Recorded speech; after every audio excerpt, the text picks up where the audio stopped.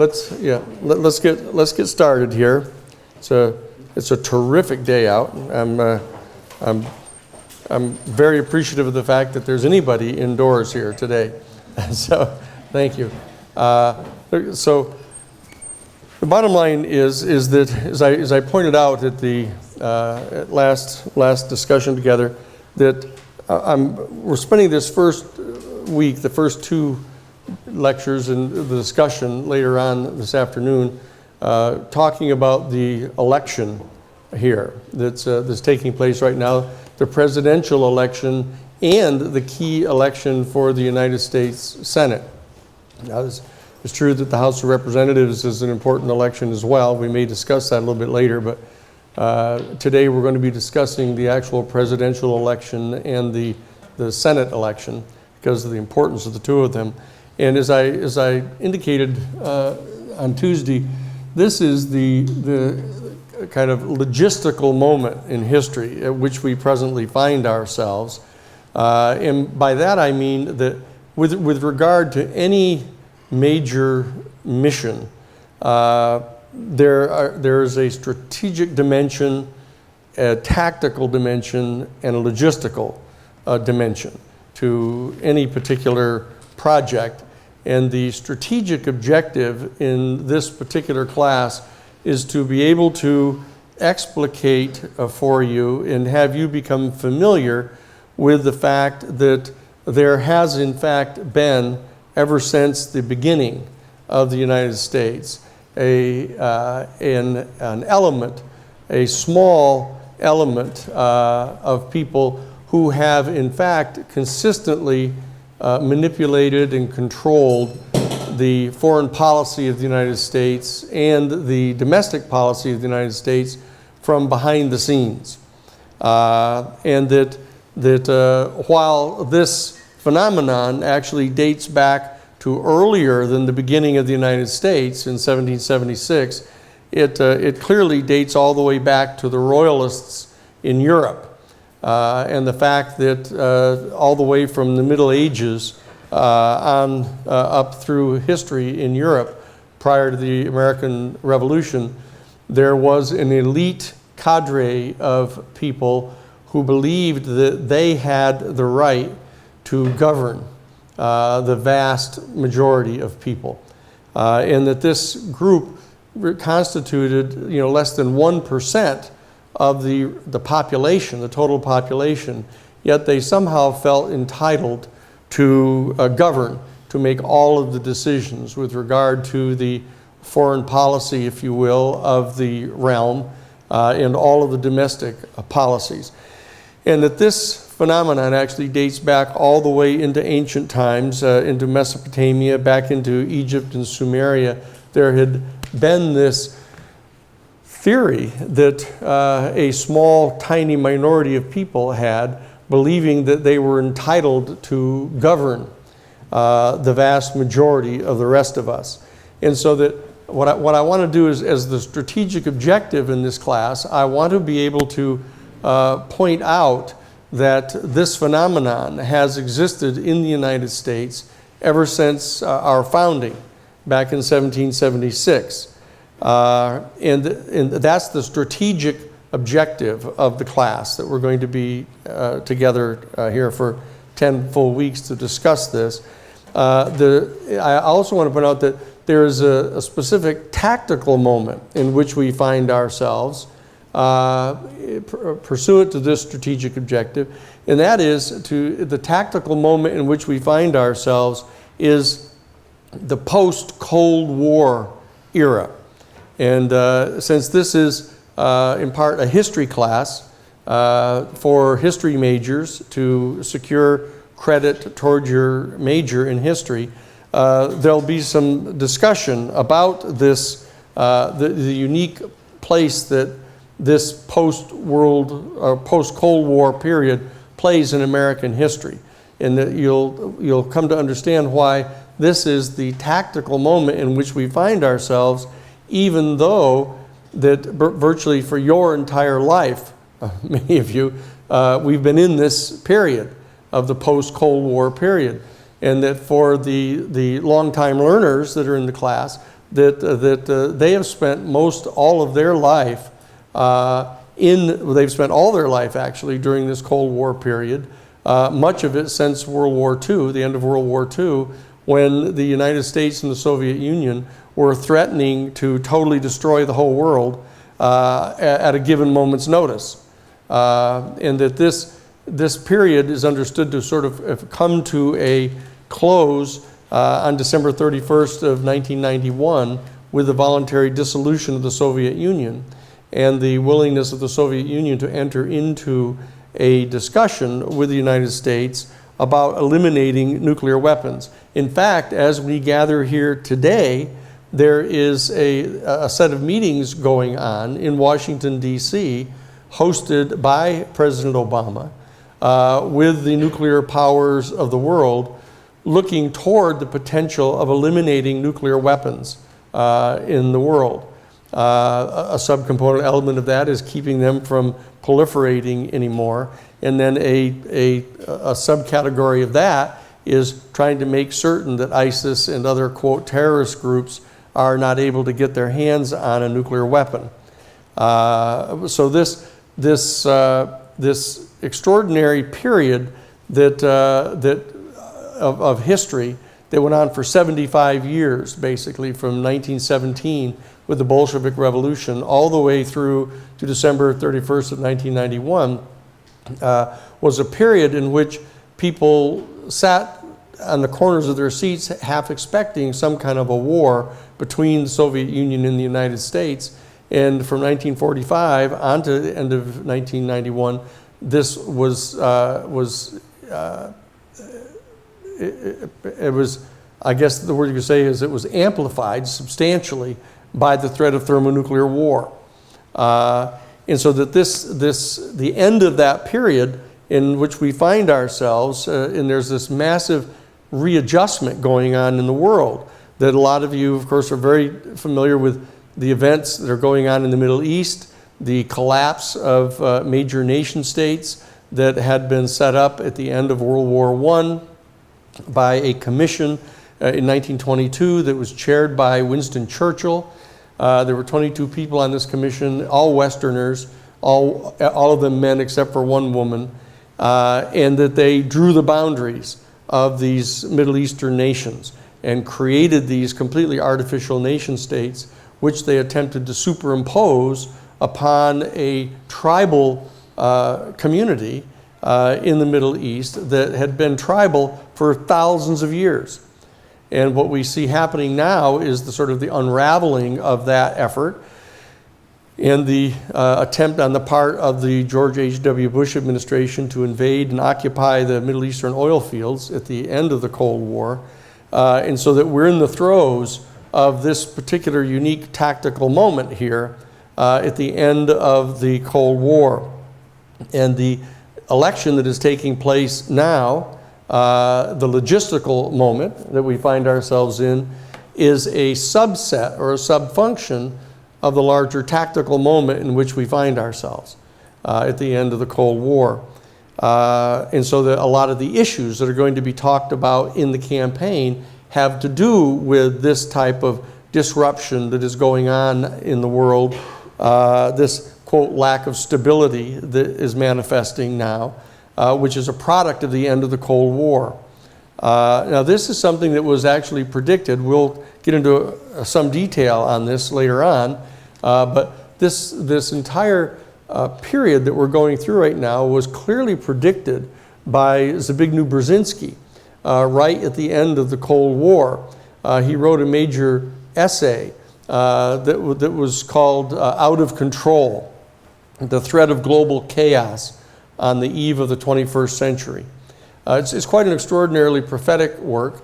He goes into some detail about how he believes that a lot of the feuds that existed between certain subgroups of the human family that had been kept contained during the period of the Cold War because of the United States and the Soviet Union basically taking sides in virtually every minor argument that went on between any two groups of people in the world, branding one group an ally of the Soviet Union and the other an ally of the United States, that Brzezinski points out that this, at least, while on the one hand it provided a potential trigger at any given moment of the development into a potential nuclear war between the United States and the Soviet Union, it also provided some degree of stability, because there was a great deal of reluctance on the part of either one or the other of these two competing factions at any given time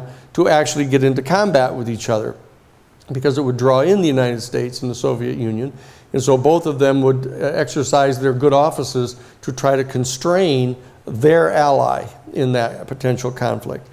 And so that what we're experiencing now with the dissolution of the Soviet Union is a major power vacuum in that portion of the world, where the Soviet Union was a counterbalance to the United States. And we'll have an entire week where we discuss the ramifications of this and what steps were taken by the George H.W. Bush administration immediately upon receiving notice from the CIA that they believed that the Soviet Union might well be dissolving in the immediate future, which actually triggered a number of actions on the part of the George H.W. Bush administration and their Secretary of Defense, Dick Cheney, and Paul Wolfowitz and that crowd that we are living with still. So, and as I point out, that this particular logistical moment we find ourselves in with the election is a subfunction of this larger tactical moment. And the week one, we're focusing upon the fact that there still exists here in our present day, today, March 31st of 2016, as we watch the news tonight and read the paper or watch it on the internet, the issues that are being discussed and argued about are still, they're the repercussions of this same elitist theory of government.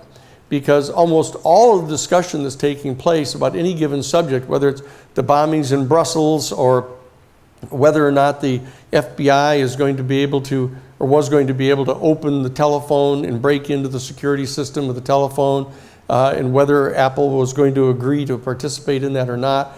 All of these discussions are in fact a subset of the election, in where there are these competing factions competing with each other. There were a large number of factions at the beginning of this whole process. They're winnowing down now to 3 major contenders in the Republican Party and 2 major contenders left in the Democratic Party.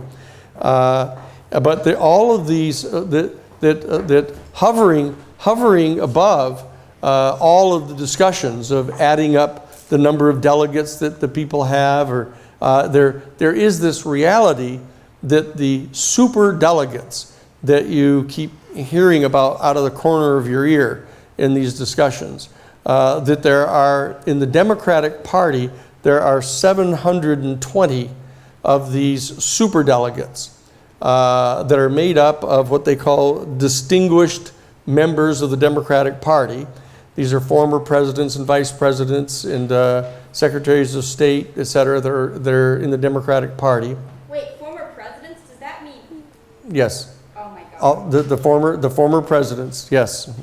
That all of them in the Democratic Party are delegates to the Democratic Convention, and those that are Republicans are superdelegates to the Republican Convention. And they all get to vote, as do all of the Democratic United States senators, all of the Democratic governors, all of the Democratic congressmen, all of the members of the Democratic National Committee. They all get to vote. In the Democratic Party, there are 720 of these. And that what we want to discuss today is the fact that these people hold the power.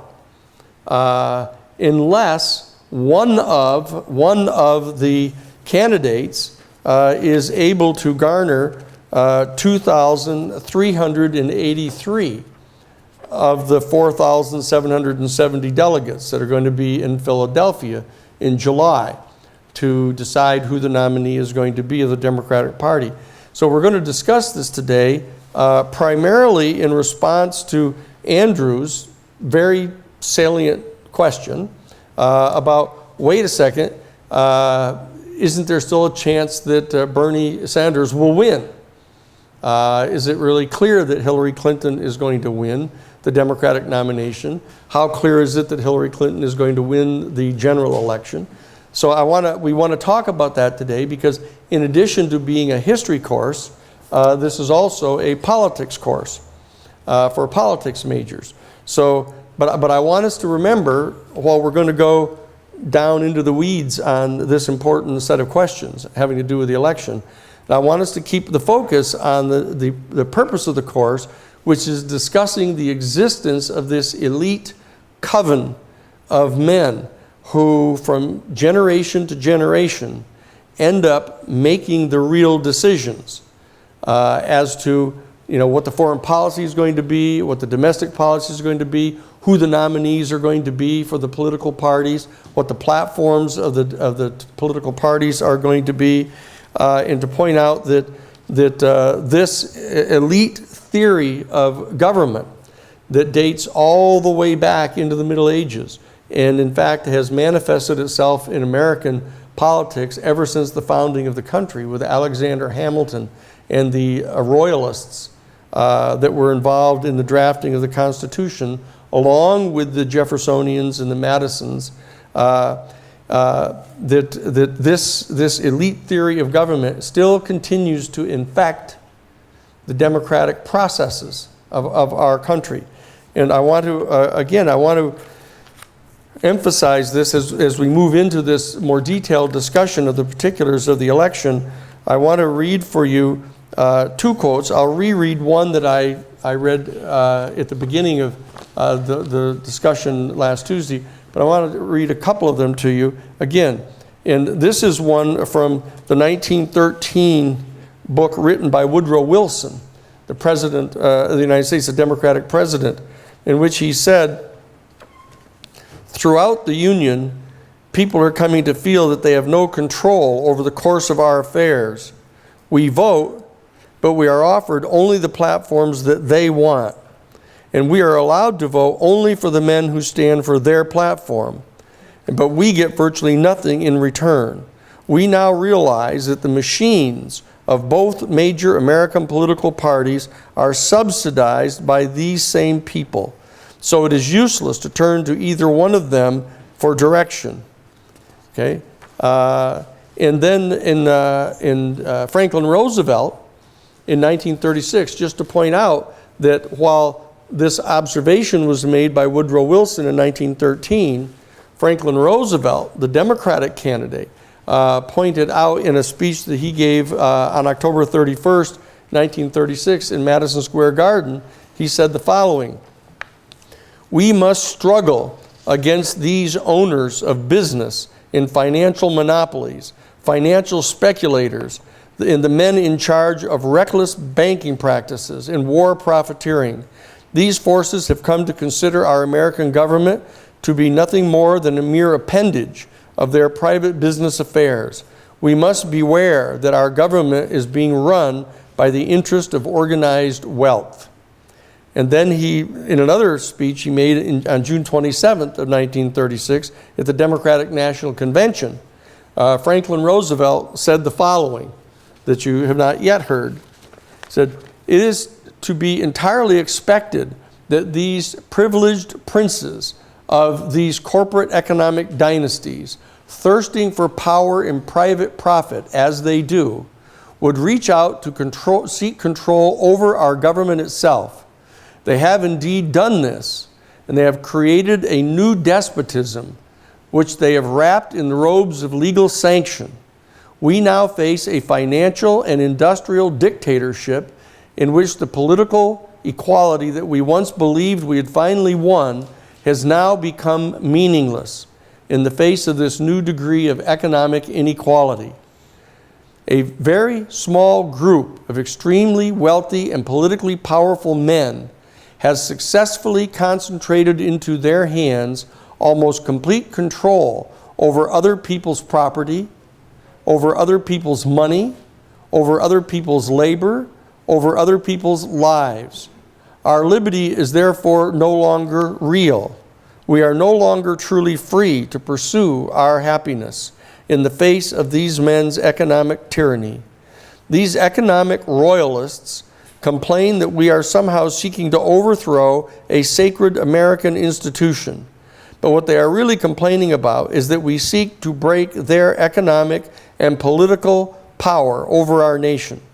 Allegiance, and listen to this one, our allegiance to our very Constitution requires that we undertake to overthrow this power. These men seek to hide behind our American flag and our American Constitution, but they have forgotten what our flag and our Constitution actually stand for. Now, as always, they stand for democracy, not for their tyranny of the few, not for subjugation by the wealthy, against any form of dictatorship of the overprivileged few. We must remain ever aware of the fact that this tiny group of extremely wealthy and selfish men will again and again seek to clip the wings of our American eagle for the purpose of feathering their own private financial nest. Okay?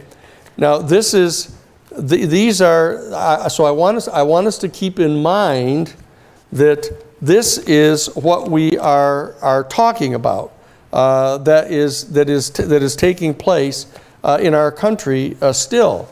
But as I said, I want to, in response to your question, Andrew, I want to turn and focus on this question of whether or not there is some realistic opportunity for the champion of the egalitarian idealist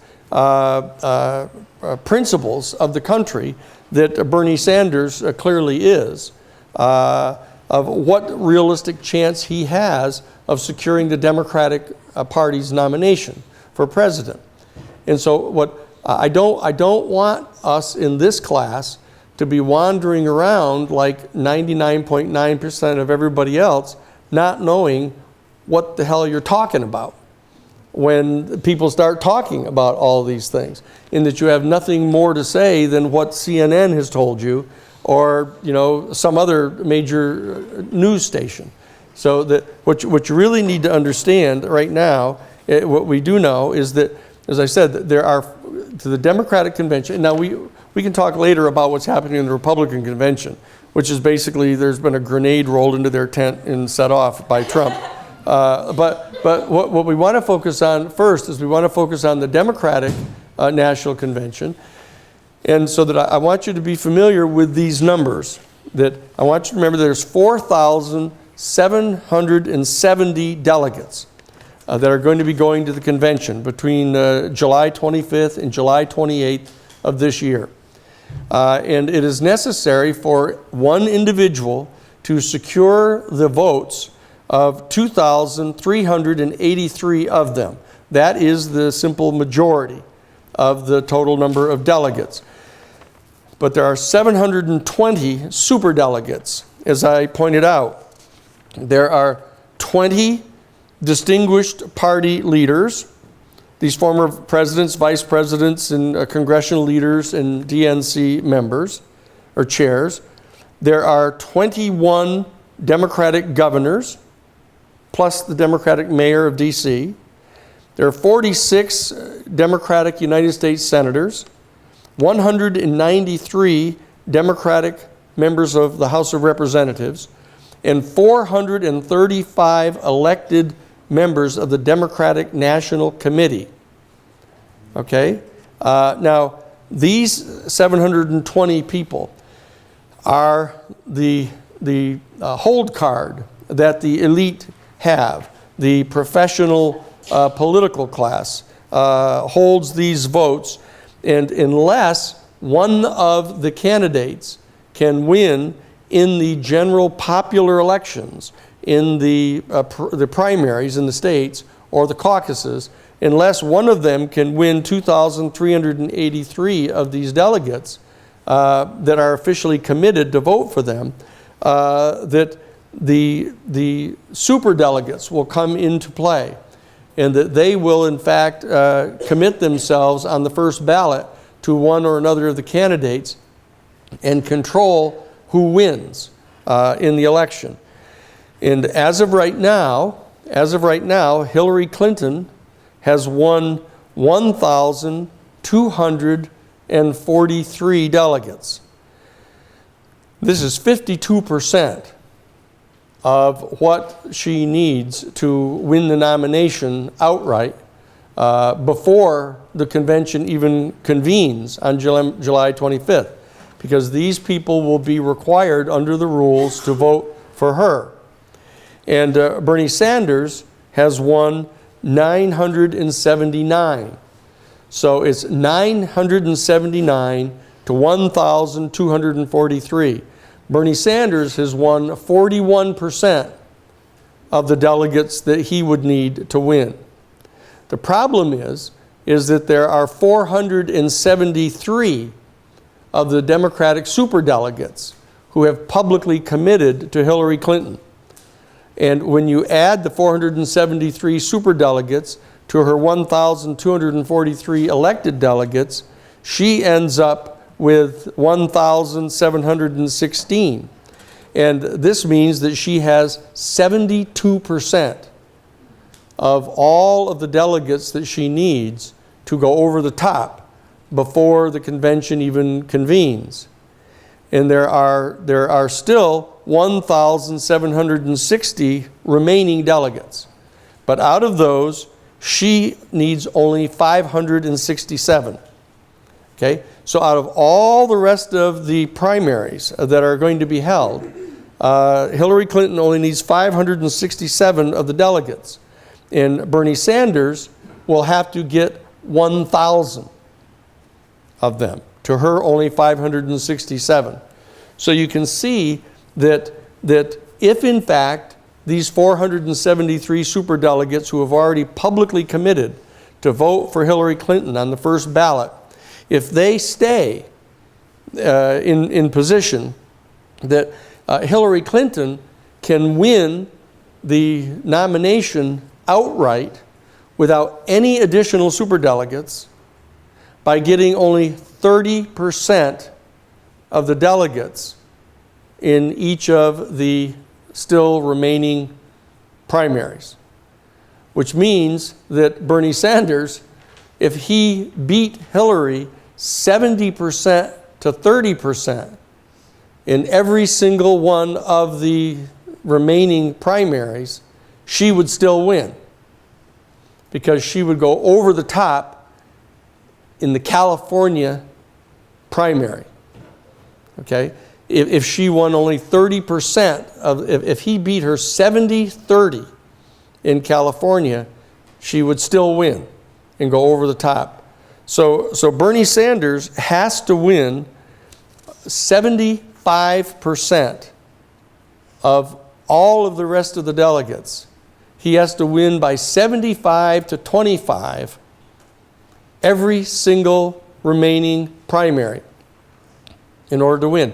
Now that's not to say that he can't do it, that it isn't conceivable or possible, but the problem is that up until this point, of the total votes, the popular votes that have been cast, Hillary Clinton has won 8,975,000 to Bernie's 6,450,000, which means that she has some 2,500,000 votes more than Bernie up to this point in time. And the fact is that if you look at all of the primaries that have been held so far, depending upon how you want to look at it, you can either look at it and have an optimistic view of it, you know, the classic half a glass full or half a glass empty. And the fact is, Hillary Clinton has won 15 states, and Bernie or Bernie has won 15 states, and Hillary has won 20. Okay, and you would say to yourself, wow, I mean, that's not bad. If he's won 15 to her 20, that sounds really good. The problem is that in the 20 states that she's won just one hell of a lot more delegates than he has won in winning the 15 states that he has won. And remember this, that each of in the Democratic Party, the voting is proportional, so that each of them get a portion of the delegates predicated upon the portion of the popular vote that they got. It's not like a winner take all. So that and when you add up all of the 35 primary states so far, and you go down the long list, you see the ones with little red stars are the ones that Bernie has won. She's won all the others. But in the ones where she lost, the 15 states where she lost, the average that she lost by was 33%.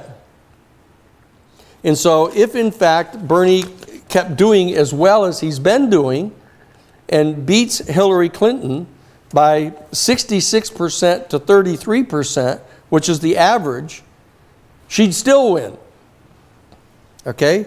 And she would go over the top. She'd be almost over the top before she even got to California. Just before coming to California, she'd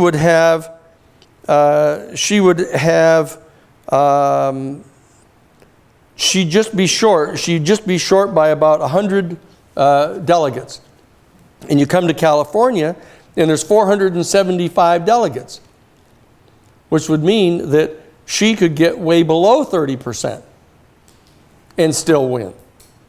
Okay? So I mean, if in fact Bernie blew out Hillary in California by 70% to 30%, much better than his average of 66% to 66% to 33%, Hillary Clinton would still win. Okay? And so that you look at the remaining primaries that we're going to have, and we've got Wisconsin and Wyoming and New York and Connecticut and Delaware. There's a whole series of them that are still left, and you run through all the computations, which I've done in response to your question. And I've run through the entire analysis here and tried to figure out how many delegates there are, and what percentage he would have to win in order to win the majority of the delegates in that particular state. And as I say, it turns out that Bernie Sanders is going to have to win 75% of the delegates in every single one of the primaries that remain in order to win. Okay, but this includes New York and California. We have huge amounts of delegates in there. Yes?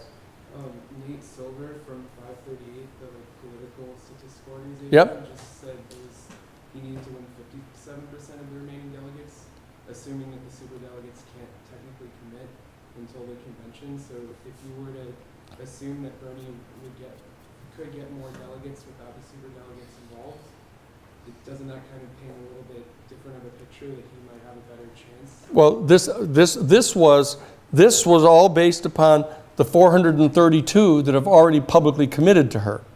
So all I'm saying is that if no more commit to her at all, and she still retains these 432 that have committed to her, then that's when she goes over the top. And the fact is, the fact that they can say technically they can't officially commit until they get to the convention, the fact of the matter is that Bernie can, the question is whether Bernie can win before he gets to the convention, or whether she can win before she gets to the convention. And what I'm saying is that she can win before she gets to the convention, even if you take these people away from her, if she does better than only 30%. So if she starts doing better than 30%, she can win even without the superdelegates. That's the problem, okay? And that's what the challenge is. And the problem with most of the major media and a lot of the advocacy groups is that they're trying to perceive this thing in a way that makes it still seem like a contest. And that's the problem, because that's exactly what the Republican and Democratic Party do, is they try to convince all of us that there's a real horse race going on here. And the fact of the matter is, most of the time there's not. That they want to mobilize us to participate in this process to try to convince ourselves that it's really making a big difference. But for the most part, it doesn't. And that's the point that I'm trying to make here, is that and moreover, you have to stop to realize that of these 770 superdelegates, virtually all of them have had their campaigns financed by the same people that are financing Hillary Clinton's campaign. You know, they have the same petroleum industry, they have the same pharmaceutical industry, they have the same insurance companies, they have the same, private financial investment houses that don't want to be regulated. All of these people in the professional political community are in fact financed by virtually the same people that are financing her. And so that they've got a major vested interest in her getting elected. So that one can say that if one were to exclude all of the superdelegates, that what I'm saying is that if in fact the same ratio of votes that have been secured all through this process in the campaign were to continue, Hillary would still win without any of the superdelegates. And now that's what they want. They would ideally like to have Hillary win without having to invoke the superdelegates. Okay? Now, on the other hand, remember over in the Republican Party, everybody's cheering for the superdelegates now. Everybody's saying, oh, well, if Donald Trump, doesn't get to the 1,236 that he's supposed to have for their, if he doesn't get that so that they're supposed to vote for him on the first ballot, then in fact the superdelegates can come in and vote him out. And in fact, they're actually going so far as to say they can change the rule. I mentioned this the other day. They can change the rule once the Republican convention is officially convened. They can go to the Rules Committee and they can unbind those delegates that were chosen to vote for under the present rules. Were obliged to vote for the candidate who won their votes, and so that this is one of the problems that all of a sudden you start seeing people becoming unprincipled because they're all cheering for the superdelegates over in the Republican Party, and they're all booing the superdelegates over in the Democratic Party, and so they don't really have any particular principled belief in the value of the superdelegates at all. It's just depending upon who it is they want to win. And that's even worse, because what that means is that you have basically an entirely unprincipled election going on, with people not taking any kind of a position that's consistent at all. All they want is their people to win. And in a certain sense, that's what engines allows them to rationalize, the elite, to rationalize, yeah, that's the way it is. That it's all a free-for-all, we all do what we want to have happen, and we shift the rules around to meet our needs, and that's all we're doing, they're saying. Only we're the ones in charge. Okay? Yes, Sophia. Okay, so I have definitely heard some very similar things about Hillary Clinton, and I agree that unfortunately, yes, the media may be, some media are presenting it as absolutely no contest. The Washington Post, for instance, ran 16 negative stories about Bernie Sanders, saying he had no chance within 16 hours because the owner of the paper really doesn't like Bernie Sanders. Yes. But I do see what you mean about the fact that probably, even since I was little, that every election the media's tried to make it seem like more of a contest than it was. But in this particular case, since given this whole climate thing, human civilization is kind of in the balance here. Not to mention everything that makes America America. I mean, if the nomination is really going to be the, pardon my French, but coronation clusterfuck you're saying it's going to be, then would you really vote for Hillary Clinton? I would never vote for a Republican. I would never vote for Hillary Clinton. But electing that woman into office because the elites want her there and you feel powerless to do anything about it seems absolutely wrong. If Bernie Sanders doesn't get the nomination, we do not need to vote for Hillary. There needs to be a revolution. Well, what Bernie is trying to do is trying to get people to kind of channel that revolutionary zeal into doing the extraordinary, and that is getting him the 75% that he needs. And I'll point this out though, too, Andrew. I've been involved in campaigns since I was 20 years old. Seems like just a short time ago. That back in 1966, I ended up as a junior at Harvard College running the campaign for Jim McGovern, who's now the congressman from Massachusetts in Cambridge. He was running for the city council in Cambridge, and I ran that campaign for him, and it was all proportional voting, and so I just got him to be the second choice for everybody. And so he ended up getting the most votes of anybody, but he was everybody's second choice because everybody got to vote for 5 people in order of preference.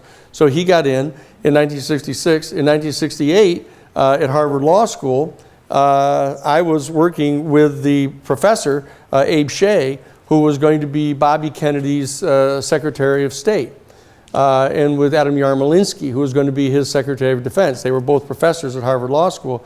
And we were all spending a lot of energy trying to get Bobby to run against Lyndon Johnson.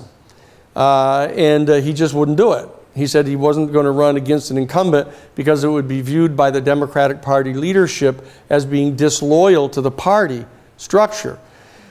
So he wouldn't do it. So finally, we all relented, and Joe Graham Maison and Gary Hart went to see Gene McCarthy, the United States Senator from Minnesota, and persuaded him to run against Lyndon Johnson in the primary.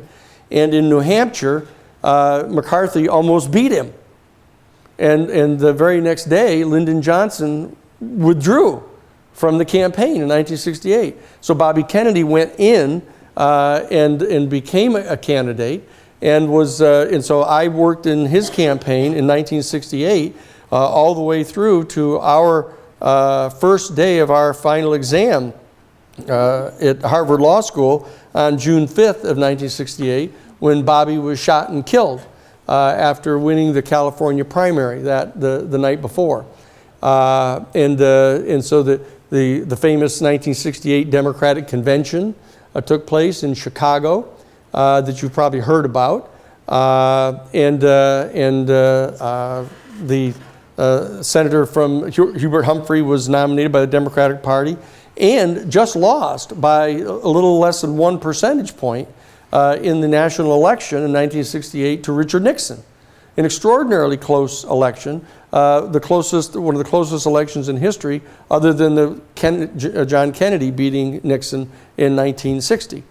And then in 1972, I ran George McGovern's campaign in the 14th Congressional District in New York, out in Brooklyn.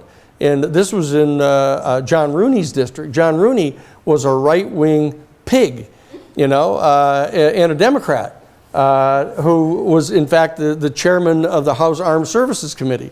I actually, when I went in to run the campaign in the primary for George McGovern, I was looking around. I was going up and down the streets out in Brooklyn looking for a place to set up the headquarters, and I went into one of the little mom and pop restaurants there, and I was asking this guy whether he knew whether there were any storefronts around where we could set up the headquarters. And he said, look, he said, you're not running against John Rooney, are you? And I said, no, we're not running against John Rooney. We're not involved in the congressional campaign. This is for the presidential campaign. He said, oh, good. He said, John Rooney, I love him. He said, I love him. That's what he did. Wait, really? Yeah, which tells you something about John Rooney. And so, but in his district, where he won consistently, we won the primary for George McGovern. 3-2, all the way through the entire district. So it can be done. It can be done. And that but the question you have to ask yourself is, what are you doing to make it happen? Because 99% of everybody just hopes somebody else is going to do it to make it happen. And that you don't seem to think about yourself being able to do anything to make it happen. But you can.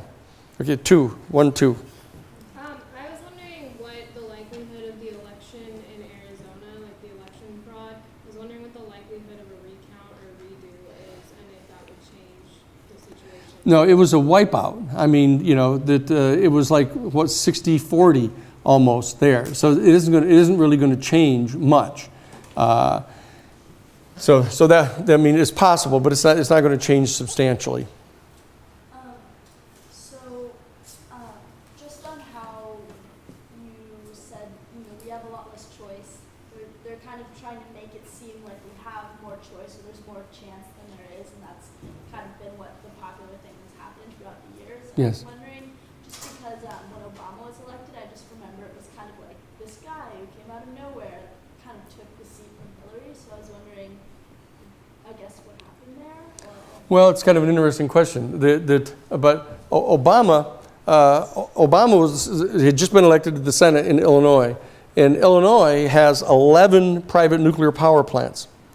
And the owners of the nuclear power plants in Illinois were the fourth largest funder for Obama's campaign, because Obama supported private nuclear power. I was out in 2008, I was out in Iowa in the primaries, and I was running a quarter of the state for John Edwards, who was by far the most progressive of all the candidates in the field. And so I was out there. I was assigned to go meet with Obama, the candidate still Obama, to talk him out of his position on private nuclear power. And because I'd been legal counsel in the Karen Silkwood case that I'd mentioned to you, was legal counsel in the 3 Mile Island case that got the injunction that stopped the Nuclear Regulatory Commission from allowing them to pump all the radioactive waste materials into the Susquehanna River, which they were already licensed to do. And because of that, I was asked to go meet with Obama. I went to meet with him at the Fairfield High School, and he was getting set to go out on stage. So I was sitting with him, standing with him actually, having this discussion.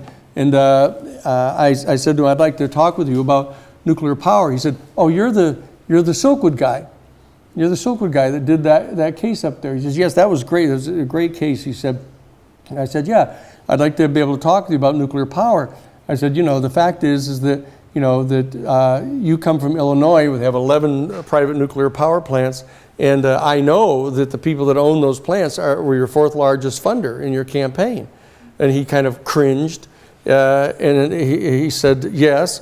And I said, but you're not running for the Senate again in Illinois. I said, I might be able to understand that you're running for the Senate because there's such a power and influence in the state, but you're running on a national level now, and the vast majority of people in the Democratic Party don't support private nuclear power, all for a good reason. I said, because you can't really build one of those things that can be run completely safely, and secondly, they don't have any way of getting rid of the nuclear waste materials. And he said, well, Dan, I'll tell you what. He said, he comes over, he puts his hand on my arm. He said, I'll tell you what, Dan. He said, I don't like to say no to anything until I have to.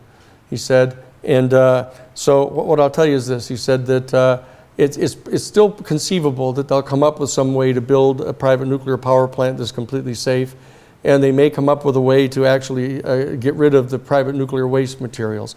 He said, and so, but I'll tell you this. I'll give you my personal word that until such time, I will not authorize the licensing or the building of a single nuclear power plant until I am personally convinced that it can be built completely safely and all of the nuclear materials can be safely eliminated. And then he said, he squeezed my arm again, and he turned around and started to walk on the stage. And I said, oh, excuse me. I said, that was very good. I said, that was very good, but it doesn't answer the question as to what percentage of the alternative energy budget you plan to squander on trying to build a private nuclear power plant that's safe and how to get rid of the nuclear waste materials. So what percentage are you talking about squandering? And he looked at me and he said, what percentage do you have in mind? And I said, well, I don't have any percentage in mind of squandering the alternative energy budget. He said, call me when you do. Okay? So what he did and what his entire theory was about how he was going about it is he was going to say yes to everybody. Give everybody a little bit of everything that they want, because he'd give the money to the private nuclear power companies, which are primarily the petroleum companies. They're scrambling to try to figure out how to monopolize some alternative energy source, the petroleum, when it runs out. And he was trying to give them a whole bunch of money out of the alternative energy budget to just waste on trying to develop a private nuclear power plant that's safe and can dispose of the material. And then he's going to try to say yes to me, to convince me that basically he's not going to allow them to really build them because he's not going to get convinced that they're safe. And that's what he did. But he ran into this meat grinder when he got into Washington, D.C., basically of this tiny percentage of extreme right-wing congresspeople from the Tea Party who basically dug their heels in and were just going to say no. To say nothing about the fact that the entire Republican Party decided they were just going to dig their heels in and say no to him. And they weren't going to because they knew how he worked.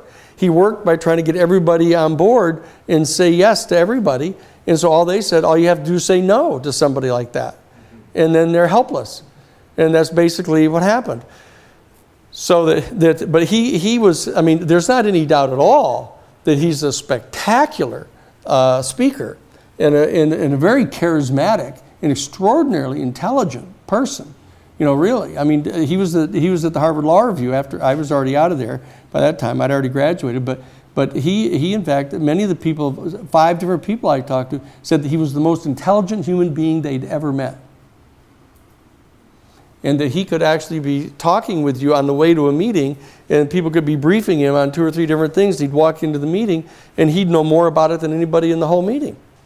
And he was just extraordinarily talented, and he really is. It's just like acknowledging that Bill Clinton, could talk you out of your shoes. He's just a smoothie.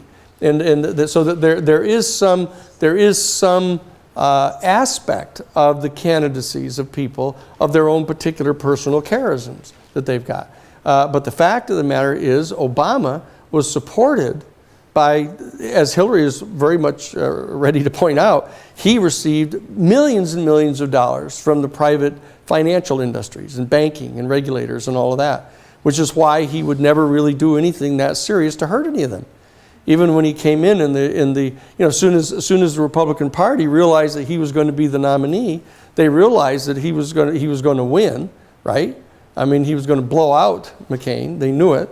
So what happened is that they all come rushing in and say, wait a second, we're here to collect on the $800 billion that we're getting set to lose on the housing fraud that we've been engaged in all this time. And they rushed in to get W. Bush to sign off on this thing and commit the government to paying it, so that what they were planning to do is they were planning to spend all the money that this black guy who's going to come into the White House was going to use to pay for schools and health care and other stuff for all these poor people, which these social Darwinists thought might just as well die. Not to say anything about educating the people. And so they figured they could just spend all that money and commit it to the banks to pay their fraudulent debt that they generated, and then he would have no more money to use. That was what they planned to do. And then they would just say no to all of his stuff. And so he managed, to his credit, he made the deal so that he said to the insurance companies, here's what we're going to do. We're going to set up a system where everybody has to buy insurance from you. And you're going to make skrillions of dollars, which we're going to have tax monies pay to subsidize the purchasing of insurance policies from the insurance companies. So the insurance companies went jumping up and down doing handstands and came rushing in, and he ended up winning, you know. So, I mean, he's a very smart guy, but the fact of the matter is he knew enough to tack right down the business line. And that's why he supports the TPP, and he supports all of those things, supported the war, you know, once he got in there, supported, everything. And so he is a classic example of one of these, these compromises between kind of the liberals and the progressives on the one hand, and the reactionaries and the authoritarians on the other. He's a classic kind of middle marginalist. And Hillary Clinton is right out of that very mold. So let's turn to the question of the Senate, because, and all I'm saying, sort of in conclusion, is that if in fact, like what we did in New York after we won the McGovern nomination, is that I was brought into the headquarters. I worked under Pierre Salinger, who was John Kennedy's press secretary, and he was the chairman of the campaign in New York. And I worked under him and Joe Grandmaison and Gary Hart, and I ran the voter registration in New York, because I knew perfectly well that the only way for George McGovern to win is to generate massive voter registration and get black people and young people and more women and all of the constituencies that we needed to register to vote and actually come out to vote. And so what we did is, first thing I did, I was put in charge of voter registration in New York for New York State, for the National Democratic Party. And so what I did is, the first thing I did is we held a free concert in Harlem, and that the way to get in was to register to vote. And but the Democratic Party in New York wouldn't allow a mobile voter registration. That the only way you could register to vote was between 9 o'clock a.m. and 4 o'clock p.m. Monday through Friday. So like nobody who was working could get to vote, could get to register to vote. So that what they wanted to do is to keep the registered voters exactly the same all the time. And so then they would just manipulate that group and they wouldn't allow anybody else in. So what I did is filed a federal lawsuit against the both political parties in New York in the federal court, and we won. And they declared it to be unconstitutional, an unconstitutional restriction on the right to vote. And we set up mobile voter registration booths at the concert.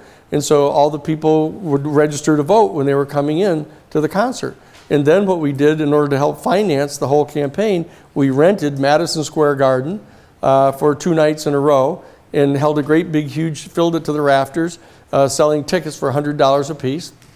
And we had a thing called Together Again. And we brought Simon and Garfunkel back together for the first time since they'd split up. And we brought in Mike Nichols and Elaine May, who you won't know at all. But they were a very famous comedy team before Mike Nichols became a big famous movie director that actually directed our Silkwood movie, that Meryl Streep played Karen Silkwood and all that. But anyway, so that's how we raised millions of dollars to fund the voter registration, and we registered tens of thousands of new voters in New York to help McGovern. So there are ways to do this. I mean, and the last thing in the world you want to have anybody try to tell you is that you can't do this, because you can. All it takes is intelligence and diligence and persistence. Just stay right at it, and you go in and you work for these candidates, but you have to be smart and savvy, which all of you are. And that is that you say that, well, one of the biggest pools of votes in the entire country, and the biggest pool of votes, is in the state of California. And so the key is to win California by more than 75%. Like he did Washington State, like he did Utah, win 82% of the votes. And now that is something that is conceivable in California.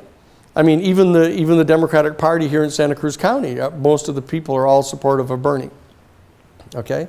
So you don't need to do your organizing here, Where you need to do your organizing is like in Orange County. I know, but but you have to go where the need is, okay?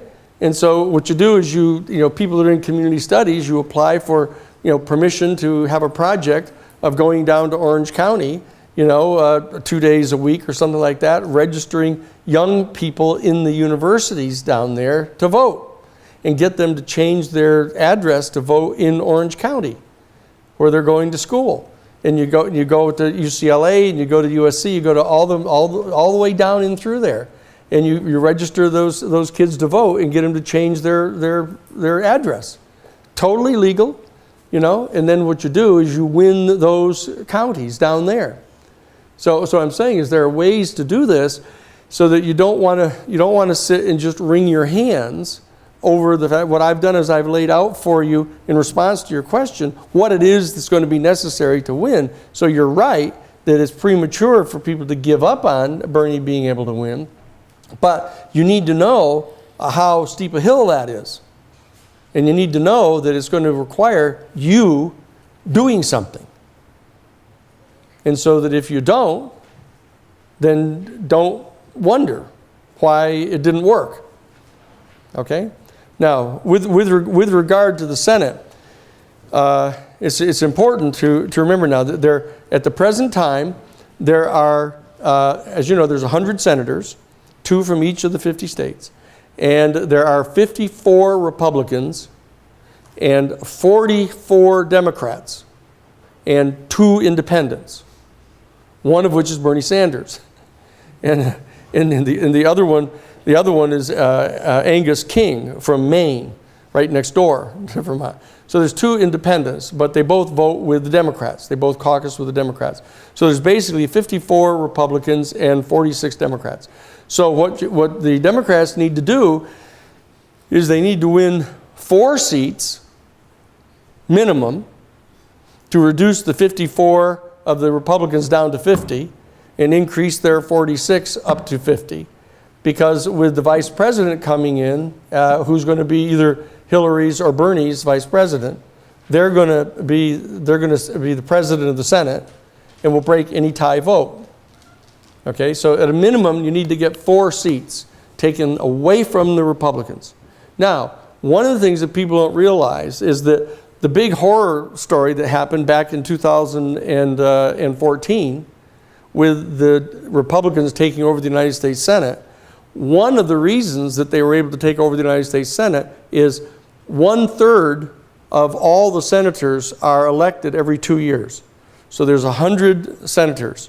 So every 2-year cycle, not the 4-year cycle of the presidential elections, but every 2-year cycle, which is coterminous with the House of Representatives elections, that every 2 years, 33 of the 100 seats are up for re-election. So they stagger the 6-year terms for the senators. And in 2014, of the 33 seats that were up, 20 of them were Democratic. And only 13 were in fact Republican. So right away, that there were almost twice as many Democratic seats that were up for re-election, which gave the Republicans the opportunity to go after more Democrats. And the problem is that this is in an off year, 2014, there was no presidential election, and so far lesser people come out. If you're lucky, you get 60% of the people to come out for a presidential election, but you get sometimes only less than 50% of the voters coming out to participate in the votes on the off-year elections. So the fewer people that come out to vote, the more likely the Republicans are to win, because the Republicans vote more consistently, mainly because the Democrats are younger people, poorer people, etc.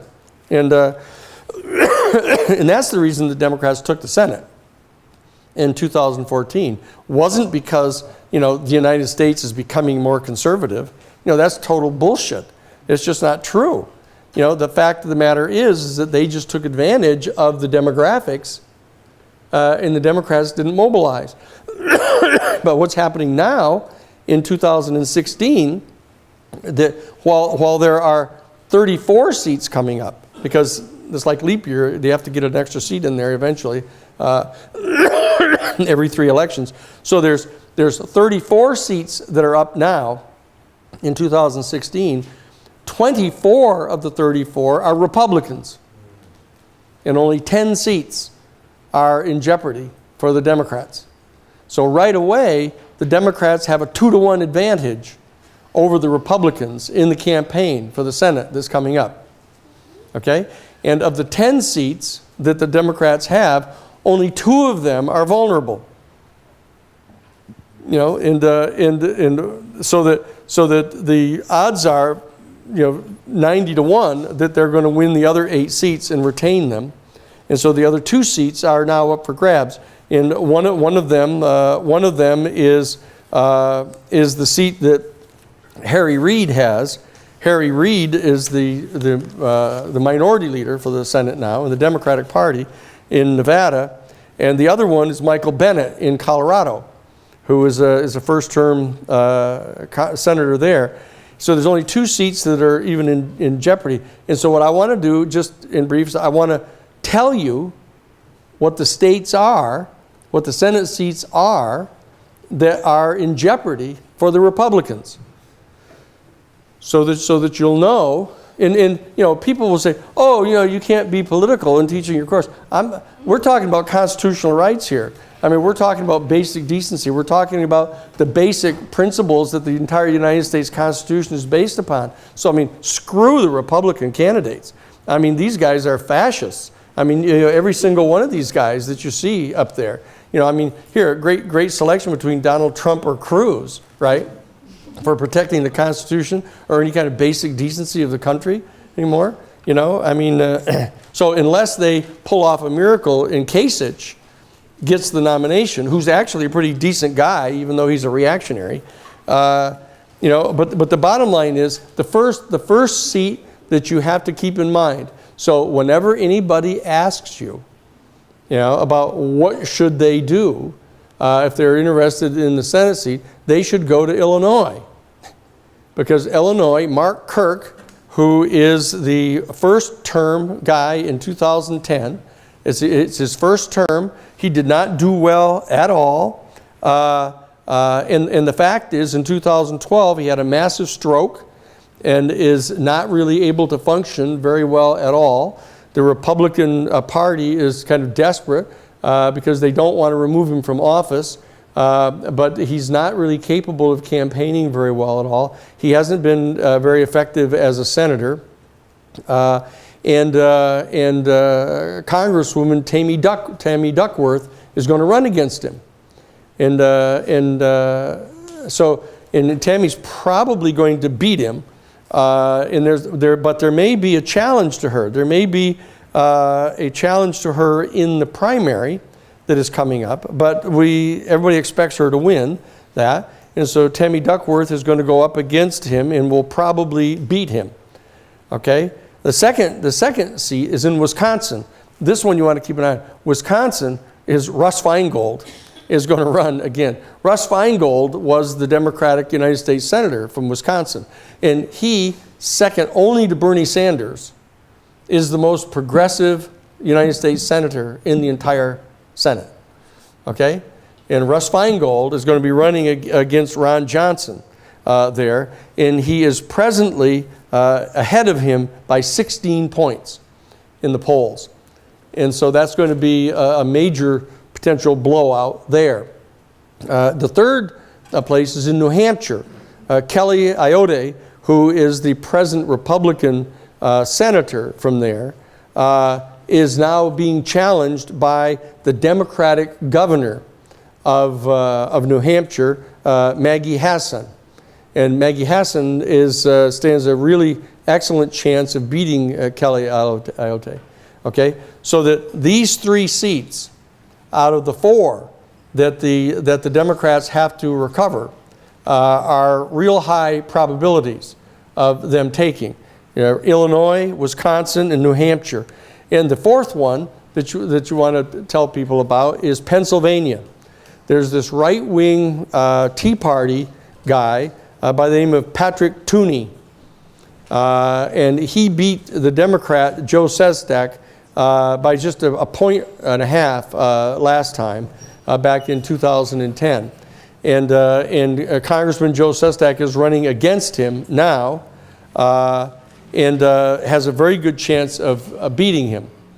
And so those are the four key states to focus on. But you don't ever want to just restrict yourself to the 4 that you need to have. You need to have some backup. So the great advantage is that Marco Rubio had to choose whether he was going to run for the United States Senate or run for the presidency, and he chose to run for the presidency, and so he now has to step out of that seat. So he is giving up the Republican Senate seat in Florida. And there was a big effort to get Debbie Wasserman Schultz to run, and she's the head of the Democratic the House National Committee, and she's decided she's going to stay in the House of Representatives and stay as a leader in the Democratic Party nationally. And so Congressman David Jolly is probably going to be the nominee for the Democratic Party. There may be a challenge by 2 other guys, Congressman Ron DeSantis and Lieutenant Governor Carlos Lopez Carrillo. So there's going to be a primary race down in Florida, but Jolly is probably going to win that. And so the Republicans are scrambling now to figure out who it is they're going to run there. Those are the Republicans that are going to be running. Okay, so it's probably going to be David Jolly that is going to be running for the Republicans, and the Democrats there's a very progressive guy running down there in Florida. His name is Alan Grayson. Alan Grayson is a very well-known progressive congressman from Florida, but there's a Representative Patrick Murphy, who actually used to be a Republican and has now converted to being a Democrat, or saying so, and the Democratic Senate Campaign Committee has endorsed him. So it may well be Patrick Murphy that runs against David Jolly, but it's possible that Alan Grayson could beat him in the primary, and so Florida is the 5th state where there's a really good chance that the Democrats are going to take that seat, and the 6th one is Ohio. Rob Portman is going to be going up against the former Democratic governor of Ohio, Ted Strickland, who is now 10 points ahead of him in the polls. So there's a chance that the Democrats will take Ohio. Very valuable seat, as you might guess, because of the importance of Ohio. And to round out the ones that are big ones to look at is North Carolina, which you may remember that John Edwards was the United States Senator down there. But the Republican who has taken that seat is Richard Burr, but is not a very popular or effective senator. And Congresswoman or State Assembly person Deborah Ross is going to be running against him. They were hoping to get the former Democratic Senator Ray K. Hagan to run against him, but she won't. But so Deborah Ross is going to run against him. So there's 7. There's 7 states, just to keep them in mind, so you keep an eye on them. Illinois, Wisconsin, New Hampshire, Pennsylvania, Florida, Ohio, and North Carolina. And there's a substantial chance that the Democrats can win those. But you have to keep an eye on this seat out in Nevada, because Harry Reid, as I said, is retiring. The minority leader of the Democratic Party, he's retiring. In the Democratic Attorney General, Catherine Cortez Masto, is going to be running as the Democratic candidate, and she's going to get, probably Joe Heck is this guy's name. The congressman is going to run against her, and so you need to keep an eye on Nevada, the Democrats holding that seat, and in Colorado, Michael Bennet is going to be running there. So if they lose either of those 2 seats, they're going to have to pick up an additional seat from the Republicans, and not just 4. Now, if they win 5, if they come out plus 5, then they have a clear majority. But even if they don't, they're going to have the vice president, who's going to be a Democrat, will be breaking the ties on any tie votes in the Senate.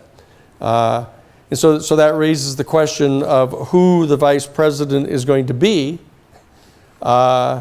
It would seem to be the wisest thing in the world for Hillary Clinton to select Bernie Sanders as her vice president.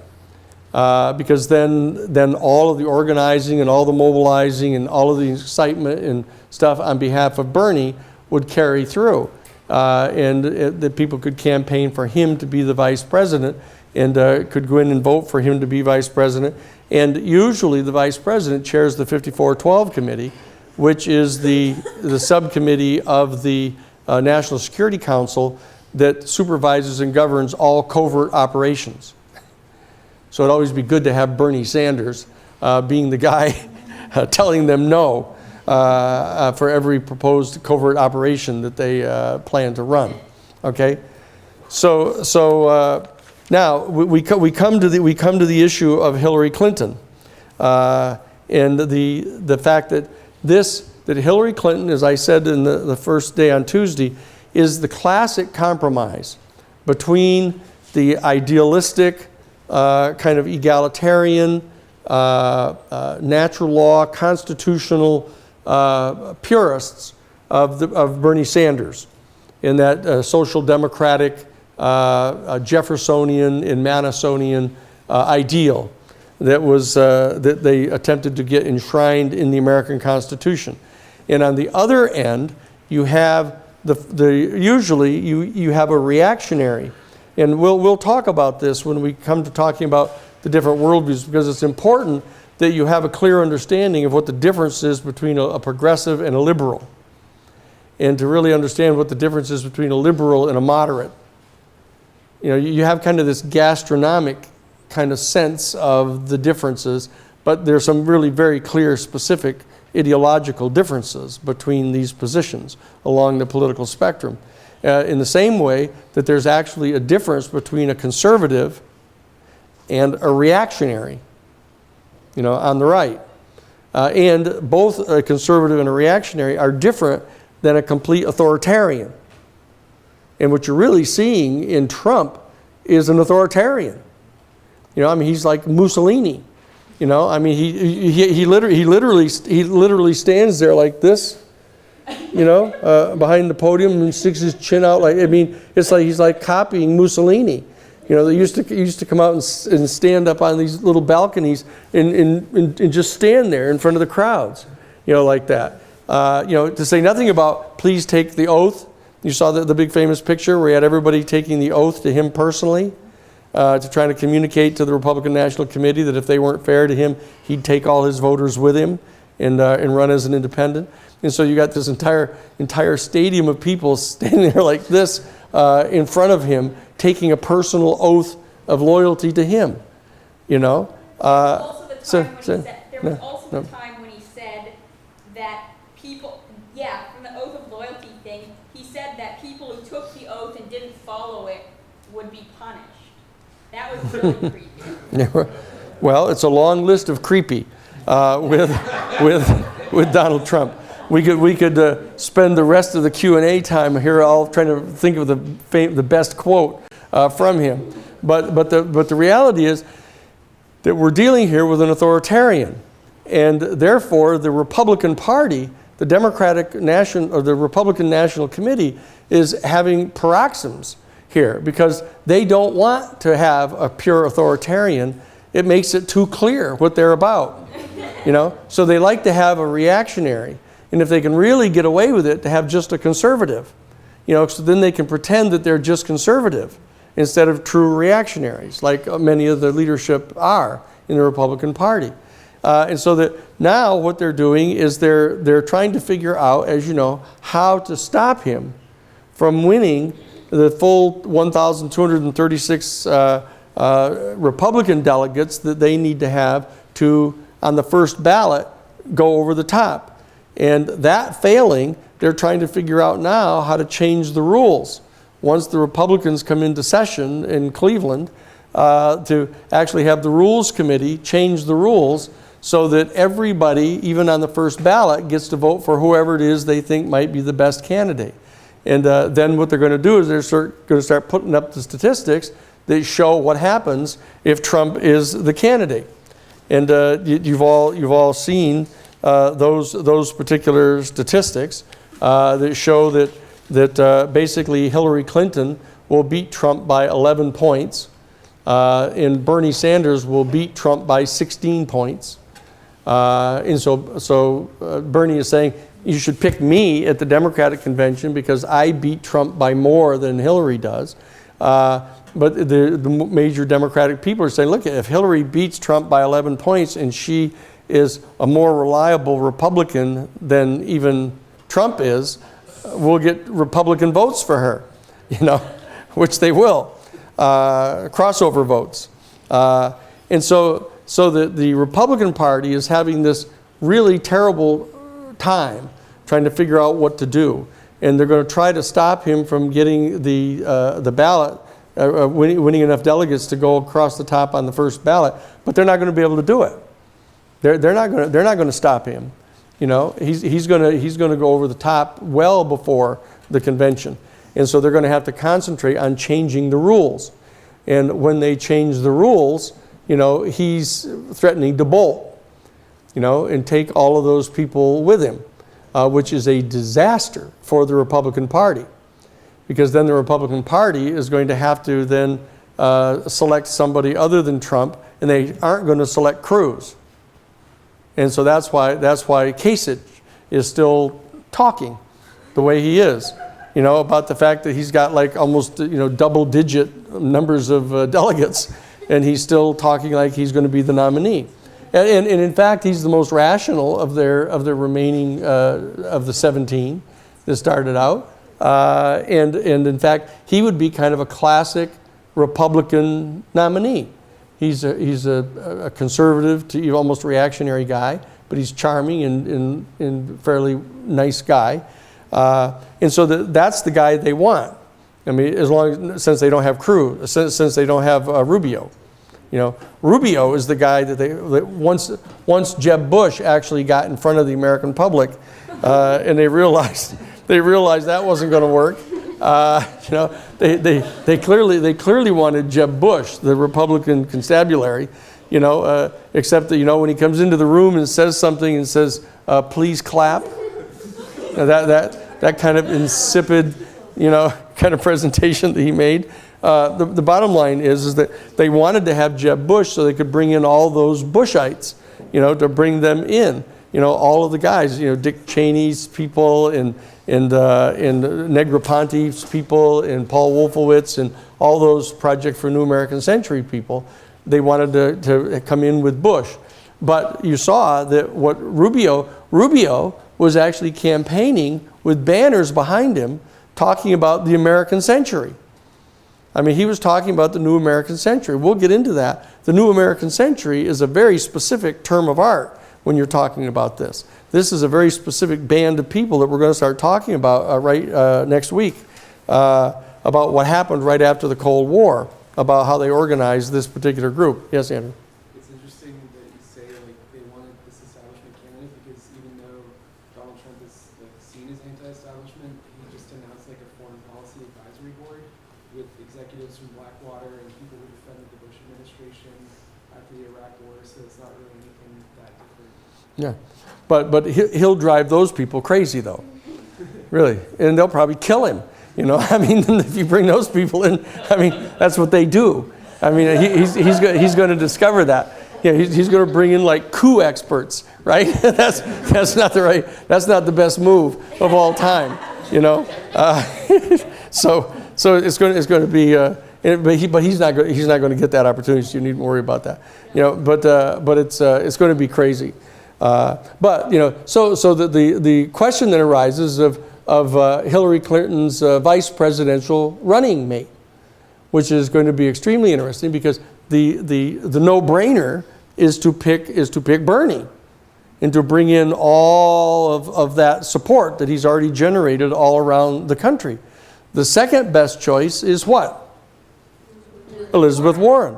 That's exactly right. And if you want to see Donald Trump go completely ballistic, have him up against two women. Yeah, right. That's probably in his vernacular. The only thing worse than a woman is two women, you know? And so I mean, that would be just a fantastic campaign. But it would, in fact, disappoint Bernie's supporters, and the people have worked very hard to get all the delegates he's got, et cetera. So there's some question about that. Yes? Oh, I was just going to ask, if Bernie does the impossible and he does win, there's like talk that Elizabeth Warren is like saving her endorsement of him to like... Oh, yeah, no. He would pick her as his vice president. I don't think there's any doubt about that. You know, if Bernie were to pull this thing off, he will pick Elizabeth Warren to be his vice president. Yes, that's true. And so the other questions. Yes, Sophia. I'm sorry for. No, that's all right. Go ahead. For interrupting. That's right. I guess maybe I was sort of hinting at this in the last question I asked, which ended up being less a question, more a political rant. So I'm sorry for that. But, That's right. I was going to ask, it looks like what we've got here is a heavily contested election that's like 3 or 4 ways, dangerously close to the convention. Do you see this as, do you know enough history to be able to compare this to the election of 1860? Because I've seen a few sources trying to make that comparison. I'm curious how valid you think it is. Well, I don't believe that we have the kind of extraordinary, vicious confrontation that was going on in 1860.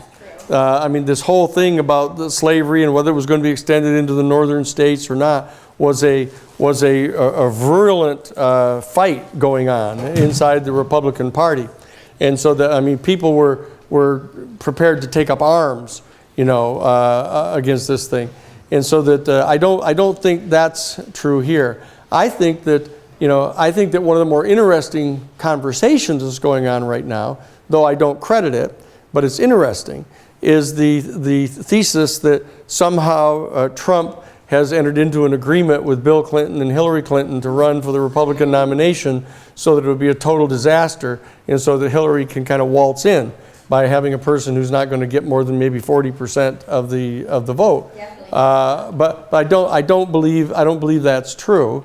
And so that I don't think it's like that. It's what's really going to happen is this is going to be a demonstration, I think, of the power and influence of the superdelegates. Unless Hillary can win outright the 2,336 whatever it is delegates that she needs to have, you know, without the superdelegates. You know, and it's going to be California that's going to put her over. You know, unless Bernie can win 75% of all of the delegates between right now and the California primary on June 7th, you know, she's going to go over the top without the need to have any superdelegates at all. You know, on June 7th, so that that's how they want to do this, because they don't want the social democrats in the country to be having the conversation we're having now about the elite and the governing class and the professional politicians who are all bought and paid for by the large bankers in financial industry. They don't want to hear that conversation. And so that's what they're working to try to get to happen now. And Bernie is not buying it. Bernie is, you know, going full scale, you know, right after the maximum number of delegates he can possibly get to see if he can stop Hillary from winning without the superdelegates. And once he gets to that stage, he's going to be talking just about the superdelegates and what they represent, this kind of elite theory of non-democratic governance in the country. And you know he'll talk about it. So that's going to be that'll be a very healthy thing, I think, for us. And he thinks that it may actually motivate some significant number of the superdelegates to try to prove him wrong by voting for him. You know, and that's what he's after. But this question of who the other vice presidential candidates are going to be, that I think that the odds are probably at least 60% that Hillary will pick either Bernie or Elizabeth Warren. I mean, those are the two no-brainers, you know? Yes? Do you think Bernie would agree to be? I think what he would do is he would insist that she stay where she has come to on the left as a condition, and that he would not change any of his advocacy as the vice president. He would be making very clear that he's going to be lobbying inside the administration constantly for these ideals. Because Hillary, interestingly, her basic line is, with the exception of very few things, like the gun stuff, you know, I mean, she's always saying, I agree in principle with what Bernie is saying.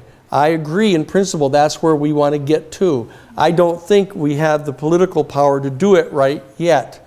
And he's pointing out that there needs to be a revolution on the part of the people in order to back up that kind of a thing.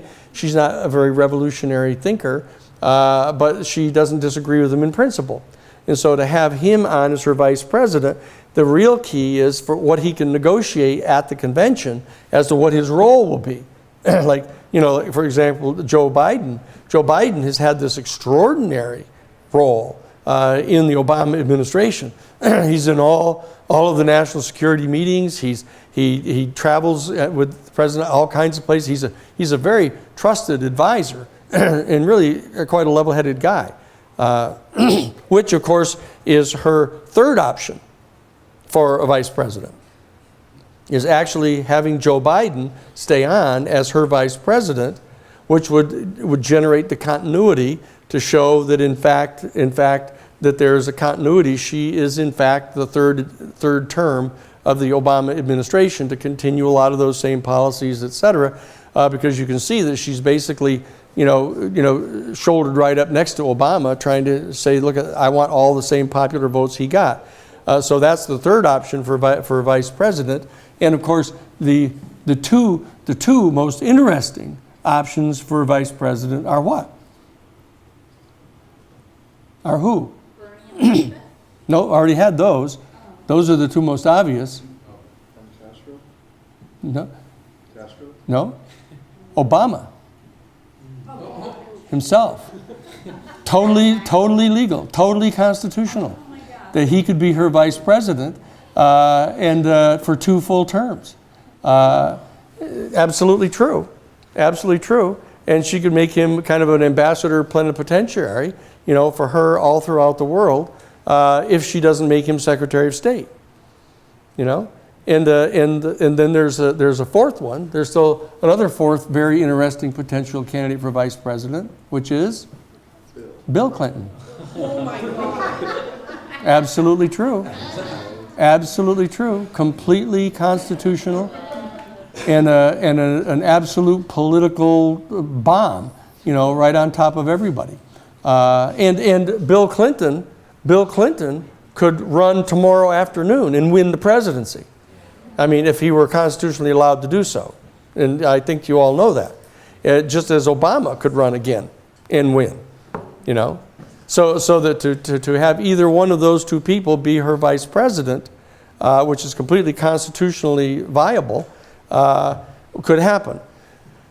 Now, so there's 4 different people, you know, Bernie, Elizabeth Warren, actually 5 people, that Joe Biden, Obama himself, or Bill Clinton. She's got like 5 absolutely super choices for her vice president, you know. But a lot, she could be, on the other hand, what they call a king or a queen maker. You know, she could actually pick the person to be the next president, ostensibly, the way that the political realities are functioning now. In that none of those people would actually be viable presidential candidates. The latter two, because they were constitutionally barred from running for president again. Joe Biden, who would still consider, even after 8 more years running for the presidency. Joe's a funny guy. I used to have dinner with him out in Iowa back during the campaign out there. His son was a member of the Jesuit Volunteer Corps, and I was chief counsel for the Jesuit National Headquarters in Washington, and in the council for the Jesuit Volunteer Corps. And so that's how I got to know him. And I used to brief Joe Biden when I was in Washington, D.C. on the Iran-Contra stuff. He was the chairman of the Senate Foreign Relations Committee at the time, so I was briefing him fairly regularly on the developments in the Iran-Contra stuff. And he's a very decent person, and would make an extremely interesting vice president for her. So all of that being said, let's why don't we adjourn, because we're going to have to find the other place there next door, and we can have a real good discussion of what we need to talk about. And we've got to go to Porter, room 148. Didn't you cancel it for the... Oh, no, we did. That's right, I did. I guess I told everybody that it's not, they have this whole thing where it's not obligatory in the first week, and it's probably not a good idea to have it in the first week. So why don't we have a short discussion, more Q&As until they throw us out of here for the next 15 minutes or so, and then we'll do it. Yes. And everybody tell me your name, too, when you do it, so I'll get used to this. Yeah. Kelsey. Yes. I was wondering, do you think she'll pick Elizabeth Warren over a man? Like, I obviously want a 2-woman ticket, aside from Hillary, but I mean, the masses, what would America do? If she were going up against anybody other than Trump, I would say certainly not.